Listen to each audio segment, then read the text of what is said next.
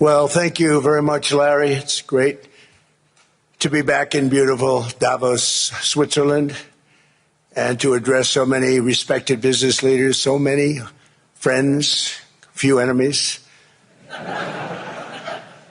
and all of the distinguished guests. It's a who's who, I will say that. I've come to this year's World Economic Forum with truly phenomenal news from America. Yesterday marked the one-year anniversary of my inauguration, and today, after 12 months back in the White House, our economy is booming, growth is exploding, productivity is surging, investment is soaring, incomes are rising, inflation has been defeated, our previously open and dangerous border is closed and virtually impenetrable, and the United States is in the midst of the fastest and most dramatic economic turnaround in our country's history. Under the Biden administration, America was plagued by the nightmare of stagflation, meaning low growth and high inflation, a recipe for misery, failure, and decline.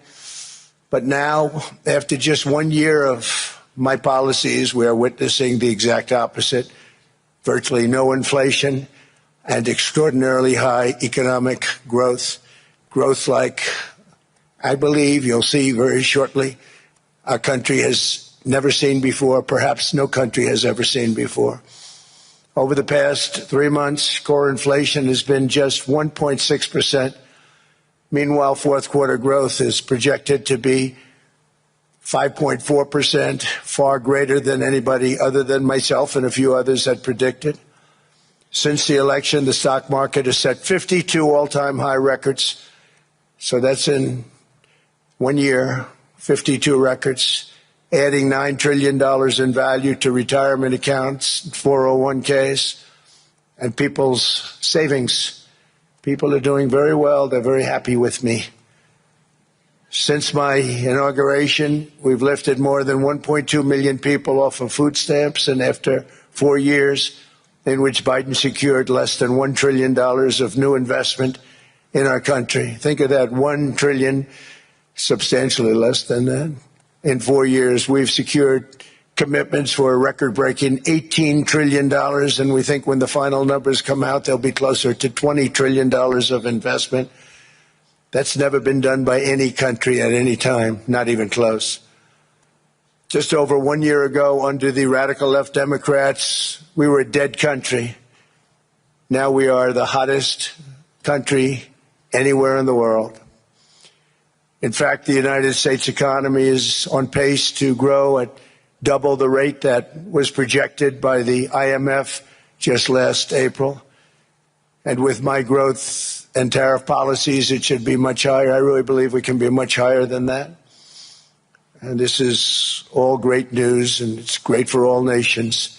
The USA is the economic engine on the planet, and when America booms, the entire world booms. It's been the history. When it goes bad, it goes bad. You all follow us down, and you follow us up, and we're at a point that I don't believe we've ever been. I never thought we could do it this quickly. My biggest surprise is I thought it would take more than a year. Maybe like a year and 1 month.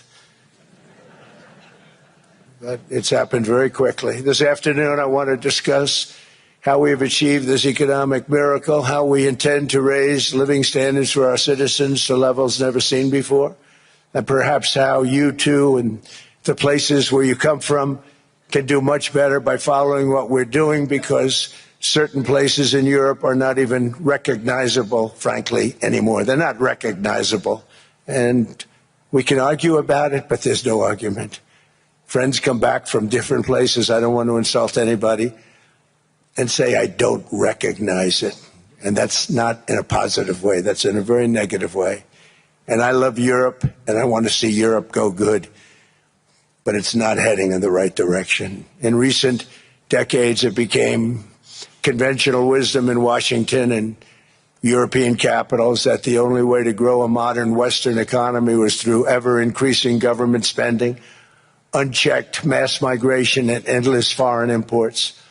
The consensus was that so-called dirty jobs and heavy industry should be sent elsewhere, that affordable energy should be replaced by the Green New Scam, and that countries could be propped up by importing new and entirely different populations from faraway lands. This was the path that Sleepy Joe Biden administration and many other Western governments very foolishly followed, turning their backs on everything that makes nations rich and powerful and strong. And there's so much potential in so many nations. The result was record budget and trade deficits and a growing sovereign deficit driven by the largest wave of mass migration in human history. We've never seen anything like it. Quite frankly, many parts of our world are being destroyed before our very eyes, and the leaders don't even understand what's happening. And the ones that do understand aren't doing anything about it. Virtually all of the so-called experts predicted my plans to end this failed model would trigger a global recession and runaway inflation. But we have proven them wrong. It's actually just the opposite. In 1 year, our agenda has produced a transformation like America has not seen in over 100 years. Instead of closing down energy plants, we're opening them up.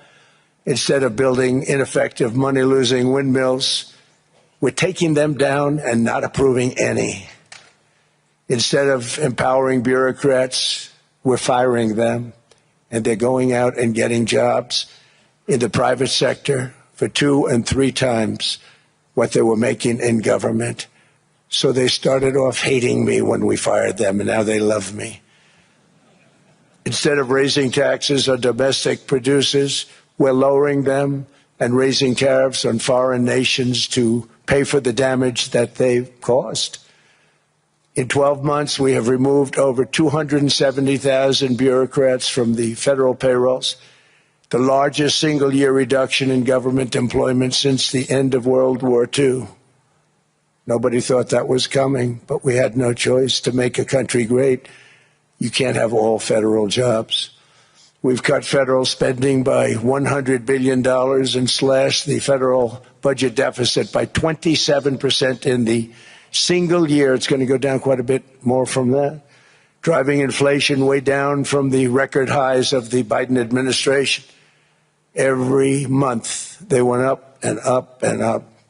I promised to cut 10 old regulations for every single new regulation, but instead I've cut, actually till this point, 129 regulations for every one new regulation approved. So every time they come in with a new regulation, we do at least 10, but so far it's averaging out to 129, if you can believe it. In July, we passed the largest tax cuts in American history, including no tax on tips, no tax on overtime, no tax on Social Security for our great seniors. We also provided 100% expensing. That's the one they like. And bonus depreciation for all new equipment and capital investments to help companies expand and shift production to America. They are so in love with that. They build a plant, they're able to deduct it immediately, the whole thing, rather than waiting 38 to 41 years in the old days. This is a miracle taking place. Nobody thought it would ever be done by any country, but it's done by us. It was what made my first term the most successful 4-year term that we've ever had from a financial standpoint. And now we've upped it. This is a 10-year program, not a 1-year program. But you're allowed to deduct everything in 1 year. It used to be 38 to 41 years. With tariffs, we've radically reduced our ballooning trade deficit, which was the largest in world history. We were losing more than $1 trillion every single year, and it was just wasted. It was going to waste. But in 1 year, I slashed our monthly trade deficit by a staggering 77%, and all of this with no inflation. Something everyone said could not be done. There were a couple of brilliant people that actually thought I was doing the right thing. I thought I was doing the right thing. Now they all think I'm doing the right thing because they can't believe the numbers. American exports are now up by more than $150 billion. Domestic steel production is up by 300,000 tons a month, and it's doubling over the next 4 months. It's doubling and tripling, and we have steel plants being built all over the country. Nobody thought they'd see that. Factory construction is up by 41%, and that number is really going to skyrocket right now because that's during a process that they're putting in to get their approvals, and we've given very, very quick, fast approvals. In the process, we've made historic trade deals with partners covering 40% of all U.S. trade. Some of the greatest companies and countries in the world. We have countries as our partner, too. The European nations, Japan, South Korea. They're our partners. They've gone into massive deals with us, especially on oil and gas. And these agreements raise growth and cause stock markets to boom, not only in the U.S., but virtually every country that came to make a deal, because, as you've learned, when the United States goes up, you follow. It's really become a staple. In America, I've stopped the nation-wrecking energy policies that drive up prices while sending jobs and factories to the world's worst polluters. They are indeed polluters. Under sleepy Joe Biden, new domestic oil and gas leases fell by 95%. Think of that. And they wonder, why was gasoline going up so fast? The gasoline actually topped $5 a gallon, and some places $7 a gallon, and more than 100 major power plants were violently shut down by incompetent people that had no idea what the hell they were doing. Under my leadership, U.S. natural gas production is at an all-time high by far. U.S. oil production is up by 730,000 barrels a day, and last week we picked up 50 million barrels from Venezuela alone. Venezuela has been an amazing place for so many years, but then they went bad with their policies. 20 years ago, it was a great country, and now it's got problems, but we're helping them. And those 50 million barrels, we're going to be splitting up with them, and they'll be making more money. But they've made it a long time. Venezuela is going to do fantastically well. We appreciate all of the cooperation we've been giving. We've been giving great cooperation. Once the attack ended, and they said, let's make a deal. More people should do that. But Venezuela is going to make more money in the next 6 months than they've made in the last 20 years. Every major oil company is coming in with us. It's amazing. It's a beautiful thing to see. The leadership of the country has been very good. They've been very, very smart. The price of gasoline is now below $2.50 a gallon in many states, $2.30 a gallon in most states. Then we'll soon be averaging less than $2 a gallon. In many places, it's already down even lower, $1.95 a gallon. Numerous states are at $1.99, numbers that nobody has heard for years. Actually, since my last administration, we got it down to around those numbers. I've signed an order directing and approval of many new nuclear reactors. We're going heavy into nuclear. I was not a big fan because I didn't like the risk, the danger. But they have the progress they've made with nuclear is unbelievable, and the safety progress they've made is incredible. We're very much into the world of nuclear energy, and we can have it now at good prices and very, very safe. And we're leading the world in AI by a lot. We're leading China by a lot. I think President Xi respects what we've done, in part because I've allowed these big companies building these massive buildings to build their own electric capacity. They're building their own power plants, which, when added up, is more than any country anywhere in the world is doing. I read recently an article in the Wall Street Journal that China's creating so much energy, and they are. I got to hand it to them. But we're creating as much or more, and we're letting them do that. I'm very proud of it. It was my idea. I said, you can't create this much energy. We needed more than double the energy currently in the country just to take care of the AI plants. And I said, we can't do that. We have an old grid system. And I came up with the idea, you know, you people are brilliant, you have a lot of money. Let's see what you can do. You can build your own electric generating plants. And they looked at me, they didn't believe me. All of the names that are, I think, in the room right now, if you want to know the truth, they didn't believe it. And I said, no, you can't. They came back 2 weeks and they didn't have the plant. They said, we thought you were kidding. I said, no, not only am I not kidding, you're going to have your approvals within 2 weeks. I always say nuclear will take 3 weeks. But most aren't going that. They're going oil and gas. They're even going coal in some cases. Because of my landslide election victory, the United States avoided the catastrophic energy collapse which befell every European nation that pursued the Green New Scam, perhaps the greatest hoax in history. The Green New Scam, windmills all over the place, destroy your land, destroy your land. Every time that goes around, you lose $1,000. You're supposed to make money with energy, not lose money. Here in Europe, we've seen the fate that the radical left tried to impose on America. They tried very hard. Germany now generates 22% less electricity than it did in 2017.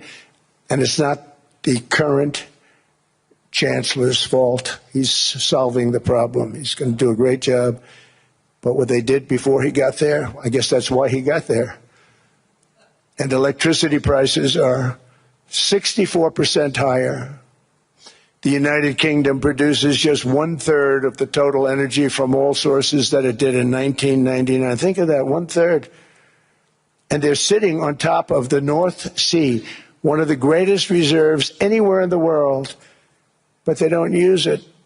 And that's one reason why their energy has reached catastrophically low levels with equally high prices. High prices, very low levels. Think of that, 1/3. And you're sitting on top of the North Sea, and they like to say, well, you know, that's depleted. It's not depleted. It's got 500 years. They haven't even found the oil. The North Sea is incredible. They don't let anybody drill. Environmentally, they don't let them drill. They make it impossible for the oil companies to go. They take 92% of the revenues. So the oil companies say, we can't do it. They came to see me. Is there anything you can do? I want Europe to do great. I want UK to do great. Sitting on one of the greatest energy sources in the world, and they don't use it. In fact, their electricity prices have soared 139%. There are windmills all over Europe. There are windmills all over the place, and they are losers. One thing I've noticed is that the more windmills a country has, the more money that country loses and the worse that country is doing. China makes almost all of the windmills, and yet I haven't been able to find any wind farms in China. Did you ever think of that? It's a good way of looking at it. They're smart. China is very smart. They make them, they sell them for a fortune. They sell them to the stupid people that buy them, but they don't use them themselves. They put up a couple of big wind farms, but they don't use them. They just put them up to show people what they could look like. They don't spin. They don't do anything. They use a thing called coal, mostly. But China goes with the coal. They go with oil and gas. They're starting to look at nuclear a little bit. And they're doing just fine. They make a fortune selling the windmills, though, and I think really that's one that they wouldn't be surprised if it stopped. They are shocked that it continues to go. They're very friendly with me. They're shocked that people continue to buy those damn things. They killed the birds. They ruin your landscapes. Other than that, I think they're fabulous, by the way. Stupid people buy them. The consequences of such destructive policies have been stark, including lower economic growth, lower standards of living, lower birth rates, more socially disruptive migration, more vulnerability to hostile foreign adversaries, and much, much smaller militaries. The United States cares greatly about the people of Europe. We really do. I mean, look, I am derived from Europe. Scotland and Germany, 100% Scotland, my mother, 100% German, my father. And we believe deeply in the bonds we share with Europe. as a civilization. I want to see it do great. That's why issues like energy, trade, immigration, and economic growth must be central concerns to anyone who wants to see a strong and united West, because Europe and those countries have to do their thing. They have to get out of the culture that they've created over the last 10 years. It's horrible what they're doing to themselves. They're destroying themselves. These beautiful, beautiful places. We want strong allies, not seriously weakened ones. We want Europe to be strong. Ultimately, these are matters of national security, and perhaps no current issue makes the situation more clear than what's currently going on with Greenland. Would you like me to say a few words of Greenland? I was going to leave it out of the speech, but I think I would have been reviewed very negatively. I have tremendous respect for both the people of Greenland and the people of Denmark, tremendous respect. But every NATO ally has an obligation to be able to defend their own territory. And the fact is, no nation or group of nations is in any position to be able to secure Greenland other than the United States. We're a great power, much greater than people even understand. I think they found that out 2 weeks ago in Venezuela. We saw this in World War II, when Denmark fell to Germany after just 6 hours of fighting and was totally unable to defend either itself or Greenland. So the United States was then compelled, we did it, we felt an obligation to do it, to send our own forces to hold the Greenland territory. And hold it we did, at great cost and expense. They didn't have a chance of getting on it, and they tried. Denmark knows that. We literally set up bases on Greenland for Denmark. We fought for Denmark. We weren't fighting for anyone else. We were fighting to save it for Denmark. Big, beautiful piece of ice. It's hard to call it land. It's a big piece of ice. But we saved Greenland and successfully prevented our enemies from gaining a foothold in our hemisphere. So we did it for ourselves also. And then after the war, which we won it big. Without us, right now you'd all be speaking German and a little Japanese, perhaps. After the war, we gave Greenland back to Denmark. How stupid were we to do that? But we did it. But we gave it back. But how ungrateful are they now? So now our country and the world face much greater risks than it did ever before because of missiles, because of nuclear, because of weapons of warfare that I can't even talk about. 2 weeks ago, they saw weapons that nobody ever heard of. They weren't able to fire one shot at us. They said, what happened? Everything was discombobulated. They said, we've got them in our sights. Press the trigger, and nothing happened. No anti-aircraft missiles went up. There was one that went up about 30 feet and crashed down right next to the people that sent it. They said, what the hell is going on? Those defensive systems were made by Russia and by China. So they're going to go back to the drawing boards, I guess. Greenland is a vast, almost entirely uninhabited and undeveloped territory. It's sitting undefended in a key strategic location between the United States, Russia, and China. That's exactly where it is, right smack in the middle. Wasn't important nearly when we gave it back. You know, when we gave it back, it wasn't the same as it is now. It's not important for any other reason, you know, everyone talks about the minerals. There's so many places. There's no rare earth, no such thing as rare earth. There's rare processing, but there's so much rare earth. And to get to this rare earth, you got to go through hundreds of feet of ice. That's not the reason we need it. We need it for strategic national security and international security. This enormous unsecured island is actually part of North America, on the northern frontier of the Western Hemisphere. That's our territory. It is therefore a core national security interest of the United States of America. And in fact, it's been our policy for hundreds of years to prevent outside threats from entering our hemisphere, and we've done it very successfully. We've never been stronger than we are now. That's why American presidents have sought to purchase Greenland for nearly 2 centuries. You know, for 2 centuries they've been trying to do it. They should have kept it after World War II, but they had a different president. That's all right. People think differently. Much more necessary now than it was at that time, however. In 2019, Denmark said that they would spend over $200 million to strengthen Greenland's defenses. But as you know, they spent less than 1% of that amount. 1%. There's no sign of Denmark there. And I say that with great respect for Denmark, whose people I love, whose leaders are very good. It's the United States alone that can protect this giant mass of land, this giant piece of ice, develop it and improve it and make it so that it's good for Europe and safe for Europe and good for us. And that's the reason I'm seeking immediate negotiations to once again discuss the acquisition of Greenland by the United States, just as we have acquired many other territories throughout our history, as many of the European nations have. They've acquired. There's nothing wrong with it. Many of them, some went in reverse, actually, if you look. Some had great, vast wealth, great, vast lands all over the world. They went in reverse. They're stuck back where they started. That happens too. But some grow.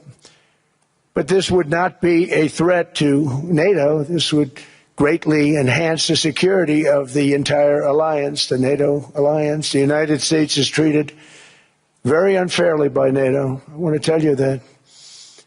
And when you think about it, nobody can dispute it. We give so much and we get so little in return. And I've been a critic of NATO for many years. And yet I've done more to help NATO than any other president by far, than any other person. You wouldn't have NATO if I didn't get involved in my first term. The war with Ukraine is an example. We are thousands of miles away, separated by a giant ocean. It's a war that should have never started, and it wouldn't have started if the 2020 U.S. presidential election weren't rigged. It was a rigged election. Everybody now knows that. They found out. People will soon be prosecuted for what they did. It's probably breaking news, but it should be. It was a rigged election. You can't have rigged elections. You need strong borders, strong elections, and ideally a good press. I always say it. Strong borders, strong elections, free, fair elections, and a fair media. The media is terrible. It's very crooked. It's very biased, terrible. But someday it'll straighten out because it's losing all credibility. Think of it. When I win in a landslide, a giant landslide, won all 7 swing states, won the popular vote, won everything, and I only get negative press. That means that it has no credibility. And if they're going to get credibility, they're going to have to be fair. So you need a fair press. But you also need those other elements. And I inherited a terrible, terrible situation. If you look, the border was open. The inflation was raging. Everything was bad with the United States when I came into office. But I also inherited a mess with Ukraine and Russia, something that would have never happened. And I know Putin very well. He and I would discuss Ukraine. It was the apple of his eye, but he wasn't going to do anything. I said, Vladimir, you're not doing it. He would never have done it. It was terrible what happened. I could see it happening, too. After I left, I could see it happening. Biden had given Ukraine and NATO $350 billion, a staggering sum, $350 billion. I came in, and just like the southern border, just like inflation, just like our economy, I said, wow, this place is in trouble, meaning our country. All of these things were out of control. But the border was out of control. We fixed it with the strongest border anywhere in the world. And I've now been working on this war for 1 year, during which time I settled 8 other wars. India, Pakistan. I settled other wars that were Vladimir Putin called me, Armenia, Azerbaijan, He said, I can't believe you settled that one. They were going on for 35 years. I settled it in one day. And President Putin called me. He said, you know, I can't believe I've worked on that war for 10 years trying to settle it. I couldn't do it. I said, do me a favor, focus on settling your war. Don't worry about that one. What does the United States get out of all of this work, all of this money, other than death, destruction, and massive amounts of cash going to people who don't appreciate what we do? They don't appreciate what we do. I'm talking about NATO, I'm talking about Europe. They have to work on Ukraine. We don't. The United States is very far away. We have a big, beautiful ocean separating us. We have nothing to do with it. Until I came along, NATO was only supposed to pay 2% of GDP. But they weren't paying. Most of the countries weren't paying anything. The United States was paying for virtually 100% of NATO. And I got that stopped. I said, that's not fair. But then, more importantly, I got NATO to pay 5%, and now they were paying, and now they are paying. So something nobody said was possible. They said, we will never go up higher than 2%. But they went to 5%, and now they're paying the 5%. They didn't pay the 2%, and now they're paying the 5%. And they're stronger for it, and they have an excellent, by the way, Secretary General, who's possibly in the room. Mark, are you here?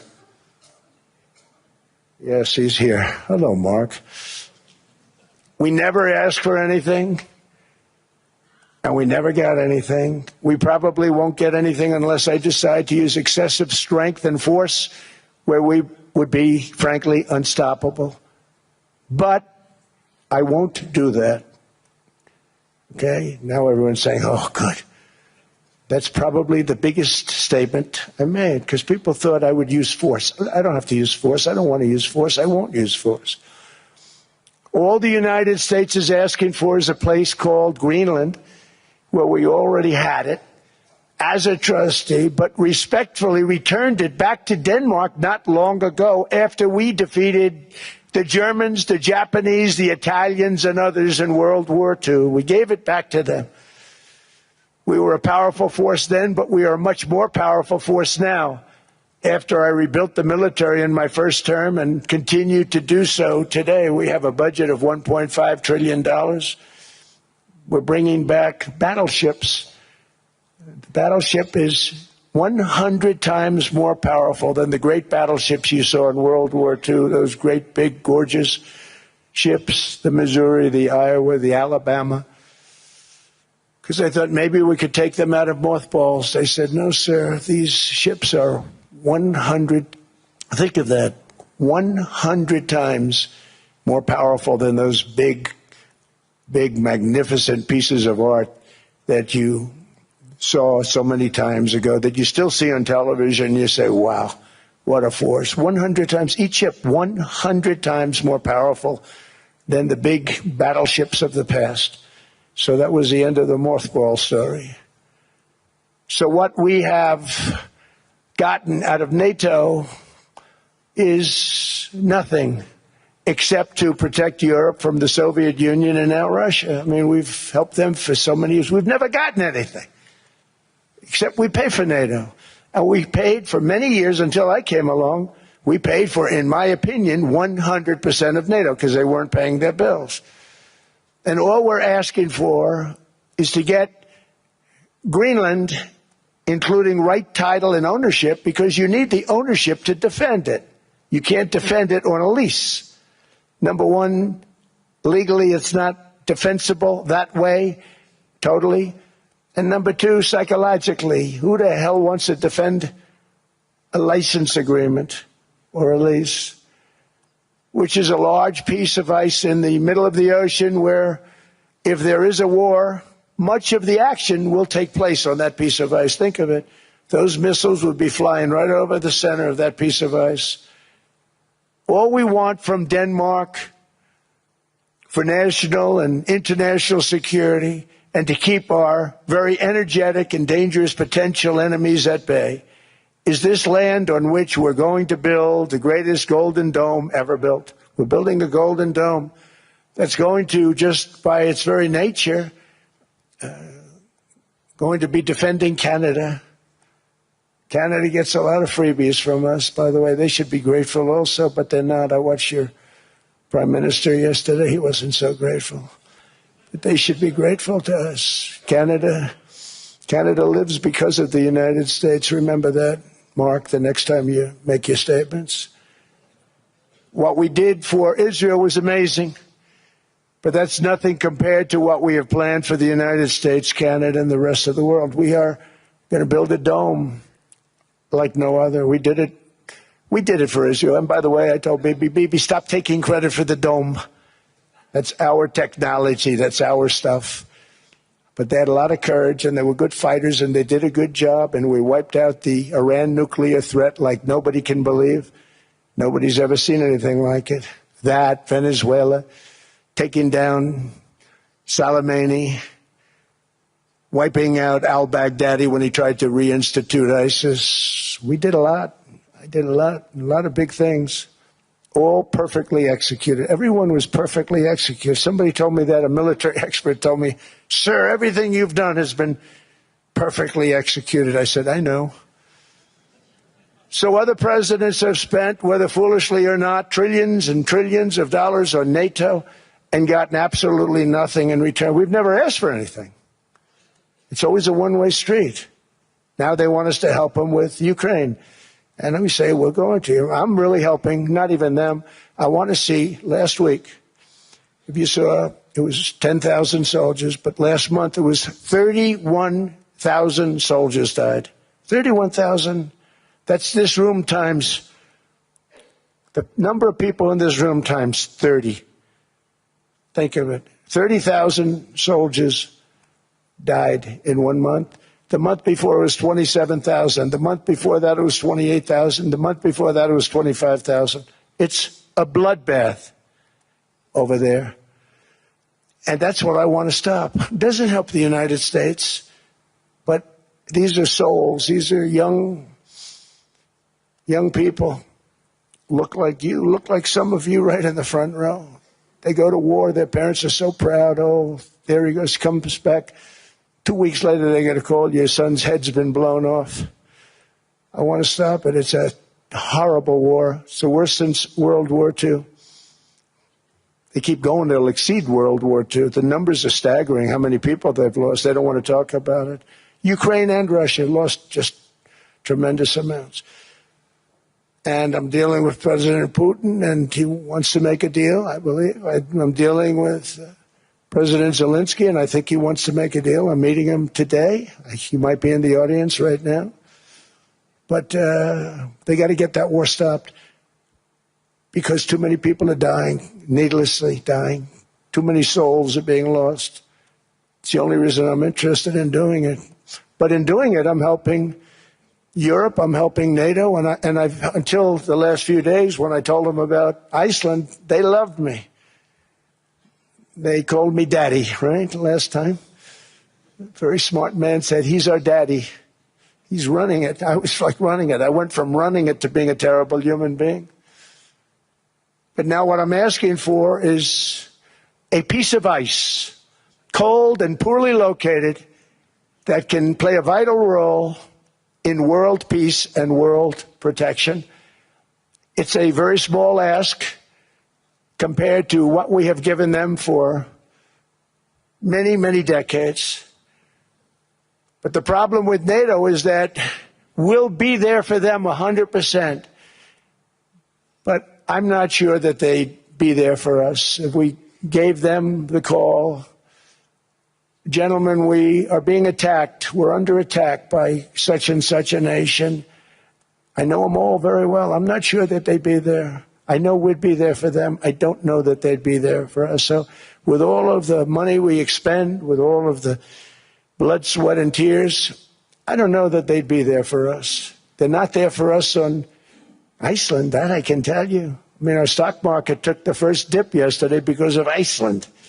So Iceland's already cost us a lot of money. But that dip is peanuts compared to what it's gone up. And we have an unbelievable future in that stock. That stock market is going to be doubled. We're going to hit 50,000, and that stock market's going to double in a relatively short period of time.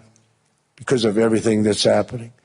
But this is a good example. After giving NATO and European nations trillions and trillions of dollars in defense, they buy our weapons. We make the greatest weapons in the world, but now we're going to make them faster, much faster. You saw that. I put a cap on the salaries. Then I put no buybacks, no stock buybacks, no various other things that they were doing. I mean, they were making $50 million, but it would take them 3 years to give you a Patriot missile. I said, that's not good. My chauffeur can do a better job than that, and he makes slightly less than 50. They make big salaries. If they're going to make those big salaries, they're going to have to produce a lot faster. The good news is we have the greatest equipment in the world. Now we're going to start making it a lot faster. They're going to build additional plants.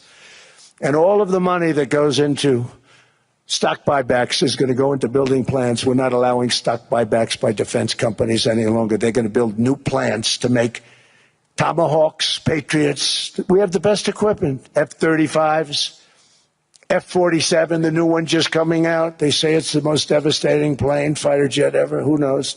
They called it 47. If I don't like it, I'm going to take the 47 off it. I wonder why they called it 47. We'll have to think about that. But if I don't like it, I'm going to take that 47 off. But it's supposed to be the Stage 6. It's supposed to be the first Stage 6 plane, undetectable, like our B-2 bombers were undetectable. They flew right over Iran. They were undetectable. And they did their job, and they got the hell out of there. So we want a piece of ice for world protection, and they won't give it. We've never asked for anything else, and we could have kept that piece of land, and we didn't. So they have a choice. You can say yes, and we will be very appreciative, or you can say no, and we will remember. A strong and secure America means a strong NATO, and that's one reason why I'm working every day to ensure our military is very powerful, our borders are very strong, and above all, our economy is strong because national security requires economic security and economic prosperity, and we have the greatest that we've ever had. Biden and his allies destroyed our economy and gave us perhaps the worst inflation in American history. They say 48 years, I say forever, but I think 48 years is the equivalent to forever. Whether it's 48 years or ever, it's terrible. Costing the typical family $33,000. What they did to this country should never, ever be forgotten. It's early, but he has to be rated as the worst president we've ever had by far. The auto pen did much of the damage. The auto pen, he was the auto pen president, because I don't believe a sane president would have ever signed the kind of things that he signed. But now grocery prices, energy prices, airfares, mortgage rates, rent, and car payments are all coming down, and they're coming down fast. We inherited a mess, but we've done a hell of a job in 12 months. Under my most favored nation policy for drug prices, the cost of prescription drugs is coming down by up to 90%, depending on the way you calculate. You could also say 5, 6, 7, 800%. There are two ways of figuring that. But we have a favored nations policy that every president wanted, no president was able to get. I got it, and other nations approved it. And I had to use tariffs in order to get it because they said, no way. In other words, a pill that costs 10% in London costs $130. Think it costs $10 in London, costs $130 in New York or in Los Angeles. And I'd say, boy, that's bad. Friends of mine would say, you know, we go to London, you can buy the stuff for nothing. We go all over the world, we can buy it for nothing. Because basically America was subsidizing every nation in the world. Because presidents allowed them to get away with it. It became very tough. So when I called up Emmanuel Macron, I watched him yesterday with those beautiful sunglasses. What the hell happened? But I watched him sort of be tough. But he was at $10 for a pill, And I said, Emmanuel, and I have all the big pharmaceutical companies are in total agreement. It wasn't easy, by the way. They're tough, smart. They've been getting away with the scam for a long time. But they gave it up. But they said, you'll never get the countries to approve it. I said, why is that? Because they won't. They always said, we're not paying any more. Get the rest for the United States. So over the years, they stayed the same. We just went up, up, up. And I mean, we would pay 13, 14, 15 times more than certain countries would. So I said, no, they'll approve it 100%. Sir, you'll never get them to approve it. I said, I guarantee you. But I actually started with Emmanuel, who probably is in the room too. And I like him. I actually like him. Hard to believe, isn't it? And I said, Emmanuel, you're going to have to lift the price of that pill to $20, maybe $30. Think of that. That means it's a doubling of prescription drugs. Might be a tripling, might be a quadrupling. It's not easy. No, no, no, Donald, I will not do that. I said, yes, you will, 100%. He said, no, no, no. You're asking me to double. I said, Emmanuel, you've been taking advantage of the United States for 30 years with prescription drugs. You really should do it, and you will do it. I have no doubt. In fact, I am 100% sure you're going to. No, no, no, I will not do it. Because, yes, in all fairness to him, he has to double or triple. Because the world being a bigger place than the United States, it's not that you meet in the middle. You just have to go up some, and we come down a lot. They go up a little, we come down a lot. So we're at $130, they're at 10. So they may have to go to 20 or 30. No more than that. I said, Emmanuel, you're going to be doubling or tripling? No, no, no. I said, here's the story, Emmanuel. The answer is you're going to do it. You're going to do it fast. And if you don't, I'm putting a 25% tariff on everything that you sell into the United States and a 100% tariff on your wines and champagnes. And that's about 10 times more than what I'm requesting. And you're going to do it. I don't want to go public with it, but you may make me do that. No, no, Donald, I will do it. I will do it. It took me, on average, 3 minutes a country, saying the same thing. You will do it. They all said, no, no, no, I will not do it. You're asking me to double the cost of prescription. I said, that's right, because you've been screwing us for 30 years. And they said, we will not do it. I said, that's all right. On Monday morning, we're putting a 25, 30, 50. I gave different numbers for different countries. This is also national security we're talking about. Not fair. We're not going to subsidize the whole world. And every one of those countries have agreed to do it. So one of the biggest things that I've done is the fact that we have now most favored nation. We will pay whatever the lowest price is in the entire world. So our drug prices are going to be coming down by staggering 90%. Again, you could say 1,000%, 2,000%. Depends on the way you want to figure it, but we'll go with the way the fake news likes it better because it sounds, can you imagine a 90% reduction sounds much worse. But drug prices are going to be coming down tremendously in all the nations, and I appreciate them doing it, but they did it. In all fairness, without tariffs, I wouldn't have been able to get it done. After declining $3,000 under Biden, real incomes are up in the United States by $2,000, $3,000, and even $5,000 and more. Home ownership has always been a symbol of health and vigor of American society, but that goal fell out of reach for millions and millions of people in the Biden era because interest rates went up so high. Today, I'm taking action to bring back this bedrock of the American dream. In recent years, Wall Street giants and institutional investment firms, many of you are here, many of you are good friends of mine, many of you are supporters. Sorry to do this, Joe, I'm so sorry. But you've driven up housing prices by purchasing hundreds of thousands of single-family homes, and it's been a great investment for them. Often as much as 10% of houses on the market. You know, the crazy thing is a person can't get depreciation on a house, but when a corporation buys it, they get depreciation. Okay, that's something we're going to have to think about, too. I don't know if too many people think about that. You buy a corporation, they buy 500 houses. They buy hundreds of thousands. They buy 500 houses. They can take depreciation. A person sweats and works and buys one house they can't. But homes are built for people, not for corporations, and America will not become a nation of renters. We're not going to do that. That's why I have signed an executive order banning large institutional investors from buying single-family homes. It's just not fair to the public. They're not able to buy a house. And I'm calling on Congress to pass that ban into permanent law, and I think they will. One of the biggest barriers to saving for a down payment has been surging credit card debt. The profit margin for credit card companies now exceeds 50%, one of the biggest. And they charge Americans interest rates of 28%, 30%, 31%, 32%. Whatever happened to usury?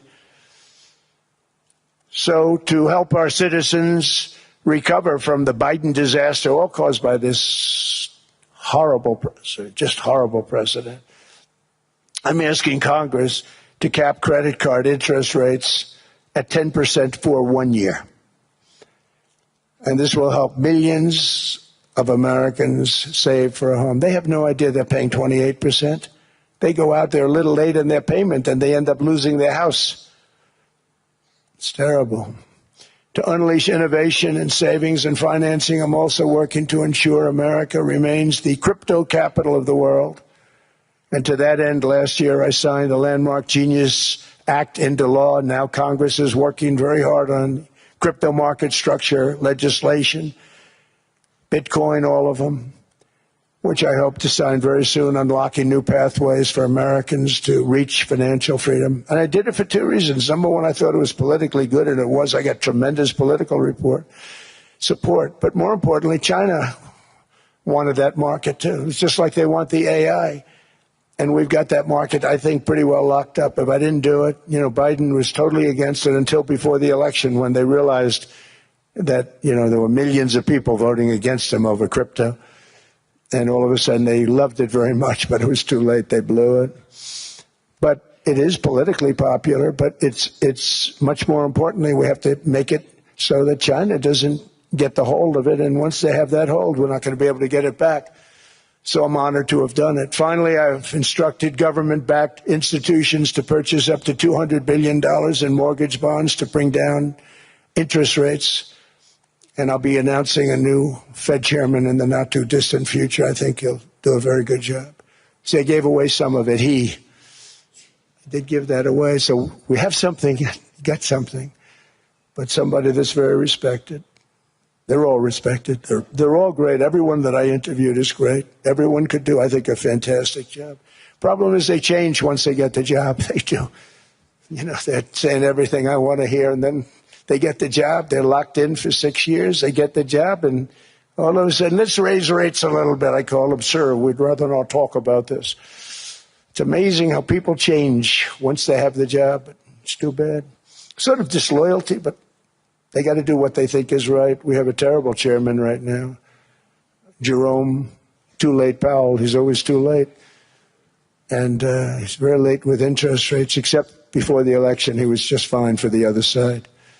So we're going to have somebody that's great, and we hope he does the right job. Last week, the average 30-year mortgage rate dropped below 6% for the first time in many years. Another major factor in driving up housing costs was the mass invasion of our borders. And I have to say one thing about housing, because nobody ever says this. I am very protective of people that already own a house, of which we have millions and millions and millions. And because we have had such a good run, the house values have gone up tremendously. And these people have become wealthy. They weren't wealthy. They become wealthy because of their house. And every time you make it more and more and more affordable for somebody to buy a house cheaply, you're actually hurting the value of those houses, obviously, because the one thing works in tandem with the other. And I don't want to do anything that's going to hurt the value of people that own a house who, for the first time in their lives, are walking around the streets of whatever city they're in, very proud that their house is worth $500,000, $600,000, $700,000. Now, if I want to really crush the housing market, I could do that so fast and people could buy houses, but you would destroy a lot of people that already have houses. In some cases, they've mortgaged their house, and the mortgage would be very low. And all of a sudden, the mortgage without any changes becomes very high, and they end up losing the house. I'm not going to hurt, and I speak with Scott, who's doing a fantastic job, and Howard, who's doing a fantastic job, and all of my people. And I always say, look, you know, I can crush the hell out of the market. We can drop interest rates to a level, and that's one thing we do want to do. That's natural. That's good for everybody. You know, the dropping of the interest rates, we should be paying a much lower interest rate than we are. We should be paying the lowest interest rate of any country in the world, because without the United States, you don't have a country. I mean, I had a case with Switzerland. We happened to be in Switzerland. Maybe I'll give you a quick story. But they were paying nothing. They make beautiful watches, great watches, Rolex, all of them. They were paying nothing to the United States when they sent their product in. And we had a $41 billion deficit. $41 billion with this beautiful place. Flew over it, isn't it nice? So I said, let's put a 30% tariff on them so that we get back some of it, not all of it at all. We still have a deficit, big deficit. We had 41 million. That's a big deficit. And I said, let's put a tariff on. Different tariffs, different places. You're all party to them. In some cases, victims to them. But in the end, it's a fair thing. And most of you realize that. But we put a 30% tariff on Switzerland, and all hell broke loose. They were calling, I mean, like you wouldn't believe. And I know so many people from Switzerland, incredible place, incredible, brilliant place. But I didn't realize that they're only good because of us. And there's so many other examples. I mean, us, probably other places, but a majority of the money they make is because of us, because we never charged them anything. So they come in, they sell their watches, no tariffs, no nothing. They walk away, they make $41 billion on just us. So I said, no, we can't do that. So I'm going to bring it up. I still would have a deficit pretty substantial, but I brought it up to 30%. And I guess Prime Minister, I don't think President, I think Prime Minister called a woman, and she was very repetitive. She said, no, no, no, you cannot do that, 30%. You cannot do that. We are a small, small country. I said, yeah, but you have a big, big deficit. You may be small, but you have a bigger deficit than big countries. He said, no, no, no, please, you cannot do it. Kept saying the same thing over and over. We are a small country. I said, but you're a big country in terms of... And she just rubbed me the wrong way, I'll be honest with you. And I said, all right, thank you, ma'am, appreciate it. Do not do this. Thank you very much, ma'am. And I made it 39%. And then all hell really broke out. And I was paid visits by everybody. Rolex came to see me. They all came to see me. But I realized, and I reduced it, because I don't want to hurt people. I don't want to hurt them. And we brought it down to a, lower level. Doesn't mean it's not going up. But we brought it down to a lower level. But they pay now, tariff. But I realized that we have many places like that where they're making a fortune because of the United States. Without the United States, they wouldn't be making anything. Think of it. Switzerland made $41 billion on us. And as she said, it's a small place. And I realized with that, I don't know, it was so, because she was so aggressive. And I realized in that conversation that the United States is keeping the whole world afloat. Many places, I could give you 6, 7 places just in the people in this little area. I know every one of them. They're looking down. They don't want to see me, and they don't want to stare me in the eyes. But they're taking advantage of, everybody took advantage of the United States.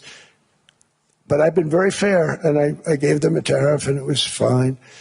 But I realized that without us, it's not Switzerland anymore. Without us, it's not any of the countries that are represented here.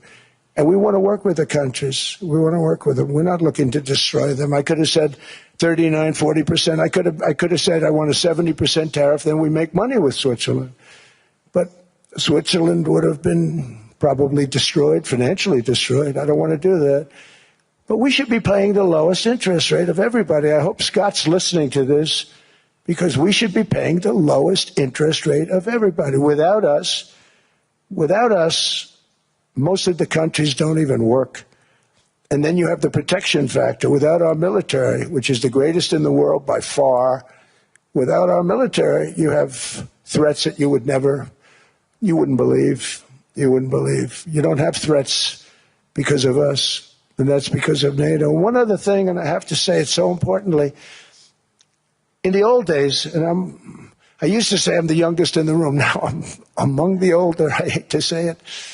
I don't feel old, but I'm among the older. But I remember not long ago, 20, 25 years ago, when good news came out about, let's say, the United States. The United States had a great quarter. The United States had a great month. All the stocks went up. And that's the way it's supposed to be. Now when they say the United States had a record quarter, it's unbelievable how well it's doing, all the stocks crash because they say, oh no, inflation, they're going to raise interest rates. And they do. Some of these stupid people like Powell, they raise interest rates. And what they do is they stop you from being successful. It used to be when we had a great quarter, a great month, great earnings, great anything, any good news, the stock market went up. That's the way it's going to be. We got to do that again because that's the way it should be. Now when we have a great month, they want to kill it. Like we did over 5%. People were surprised. We should do 20%. We could do 25%. When we announce good numbers, and the reason is they're so petrified of inflation. And growth doesn't mean inflation. We've had tremendous growth with very low inflation. In fact, growth can fight inflation, proper growth. So we want to get back to the days when we announce great numbers, because we're going to be announcing phenomenal. You know, all these factories that are being built at record, thousands of businesses are being built right now. Remember, $18 trillion is invested. I think the second number is 3, and that was China many years ago. Investments in the country from outside. 18 trillion, nobody's ever seen. And that's money coming in and building things, factories. Thousands of businesses are being built. Thousands. Hundreds of big factories, car plants are moving back to the United States. They're coming in from Canada. They're coming in from Mexico, from Japan. Japan's coming in and building plants here in order to avoid tariffs. They're coming in from China. They're coming in from all over the world. We have more plants being built now, car plants, than we've ever had built, even in the heyday from the 1940s and 50s. And they're bigger. They don't use renovations anymore where they take an old plant, they rip it down, they build a brand new plant, super modern plant. But it's happening at levels that nobody's ever seen. In 2024, the U.S. built less than 2 million new homes, but Biden admitted more than 8 million new migrants. And those days are over. In 2025, for the first time in 50 years, the United States had reverse migration. Boy, that was nice. And these were criminals that were being taken out of our country because they allowed people to come into our country from jails, from gangs, drug dealers, murderers. 11,888 murderers. We've gotten most of them out. And then ICE gets beat up by stupid people from leadership in Minnesota. We actually are helping Minnesota so much, but they don't appreciate it. Most places do. You know, Washington, D.C. is the safest place now in the United States. It was a very dangerous place to walk, and now you can walk with your wife, your kids, right through the middle of the city. Right now, Washington, D.C. is as safe as it gets. It was one of the most unsafe, I had to admit. We sent in the military, the National Guard. Within 2 months, it was great. Within 3 months, it's like a really great place and a safe place and a beautiful place. It's even been cleaned up. The graffiti's gone. The fences are gone. We don't have to worry about fences anymore. All of the places, the grasses are cut. and replaced with new grass in many cases. It's all going to happen in the spring. But Washington and D.C. is beautiful again, and it's safe. New restaurants are opening up. They were all closing. Now you can't get into a restaurant. Restaurants in Washington, D.C. are all opening. Memphis also, Memphis, Tennessee, New Orleans, Louisiana. We're there for 3 weeks. We've cut the crime down by 64% within another month. We'll have virtually no crime there. We can do that all over. We're going to help the people in California. We want to have no crime. I know Gavin was here. I used to get along so great with Gavin when I was president. Gavin's a good guy. And we're going to, if he needed it, I would do it in a heartbeat. I'd love to see. We did help them a lot in Los Angeles, a lot with the early in my term when they had some problems. But we would love to do it. I will say this, if I were a Democrat governor or whatever, I would call up Trump. I'd say, come on in, make us look good. Because we're cutting crime down to nothing. And we're taking people out, career criminals, who are only going to do bad things, and we're bringing them back to their countries. But where we've done it, it's been amazing. And we have a capacity to do it at much greater levels. We're cutting illegal aliens off welfare and other government benefits, and I have directed that starting immediately, there will be no more payments to sanctuary cities because they are really just sanctuaries for criminals. They're really protecting criminals, and those are the ones we have to get out of the country. Murderers, drug dealers, the mentally insane. They emptied their mental institutions into the United States. And despite that, we have the lowest crime numbers that we've ever had in the history of the country. Just came out. But equally importantly, we're cracking down on more than $19 billion in fraud that was stolen by Somalian bandits. Can you believe that they turned out to be higher IQ than we thought? I always say these are low IQ people. How do they go into Minnesota and steal all that money? And we have, they're pirates. They're good pirates, right? But we shoot them out of the water just like we shoot the drug boats out. They're not pirating too many boats lately, do you notice? When they go out into those boats, they want to take over $1.5 billion tanker loaded up with oil, and they say, we're going to blow up your boat. They have powerful weapons. You hit the side of the boat, you blow the whole thing up. The insurance companies are petrified, so they say, just give them the boat. We'll give them money instead. And I don't do that. We blow them right the hell out of the water. We see them going out, we blow them out of the water. We don't have any pirates so much anymore. If we do, they won't be there long. We've cut down with the hitting of the boats that are loaded up with drugs, including submarines. Can you believe they actually buy small, they call mini subs, very fast. They're meant for drugs. We've knocked out 2 of them. The Democrats say they were fishing. You have ruined somebody's fishing weekend, I would say. A submarine is not a fishing boat. You don't fish.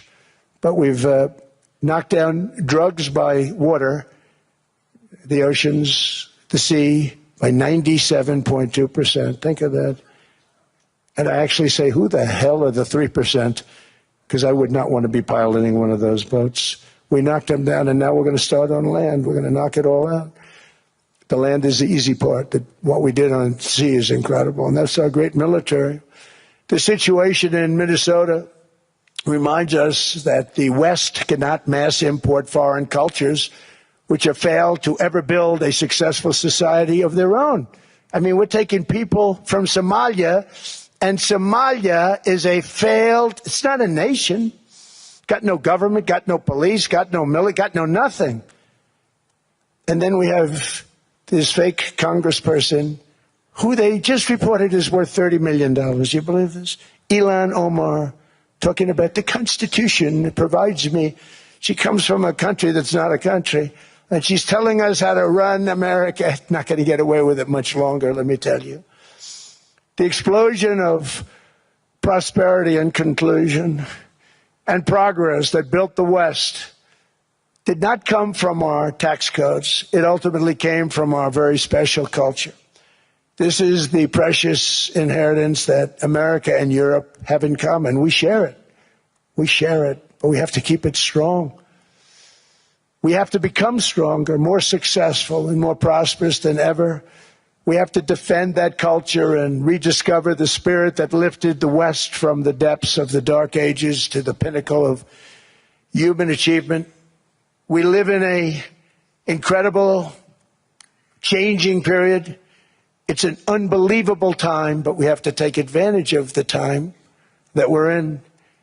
In our hands are technologies that our ancestors could scarcely have. I mean, they couldn't have even dreamt some of the things that we see today. And so rapidly they're produced. I mean, AI, 2 years ago, nobody ever heard of the term, and now everybody's talking about it. And it can have some very good purpose. It could also have some dangerous purpose, and for that we have to watch out. But some tremendous things are happening because of it. And we're leading by so much. We're doing so well. But opportunities that are bigger and grander than ever before in human history are right before us. It is the pioneers in this room. Many of you in this room are true pioneers. You're truly brilliant people. Just your ability to get a ticket is brilliant because you have about 50 people for every seat. I don't know what. That's Larry. Everything Larry touches turns to gold. He made this very successful. But you're in this room, and some of you are the greatest leaders anywhere in the world. You're the greatest brains anywhere in the world. And the future is unlimited, and to a large part because of you, and we have to protect you, and we have to cherish you. I always say we have to cherish our brilliant people because there aren't many of them. So together with confidence, boldness, and persistence, let us lift up our people, grow our economies, defend our shared destiny, and build a future for our citizens that is more ambitious, more exciting, more inspiring, and greater than the world has ever seen. We're in a position to do things that nobody else has ever even thought of before. And many of the people in this room are the ones that are doing it. And I want to congratulate you, and I'm with you all the way. You can do things that nobody else can even think about. So I congratulate you on your tremendous success. And the United States is back, bigger, stronger, better than ever before. And I'll see you around. Thank you all very much. Thank you very much.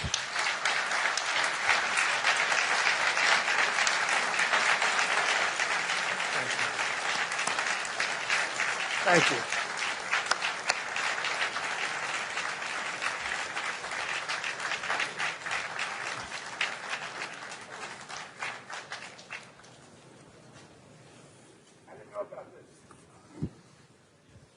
This was a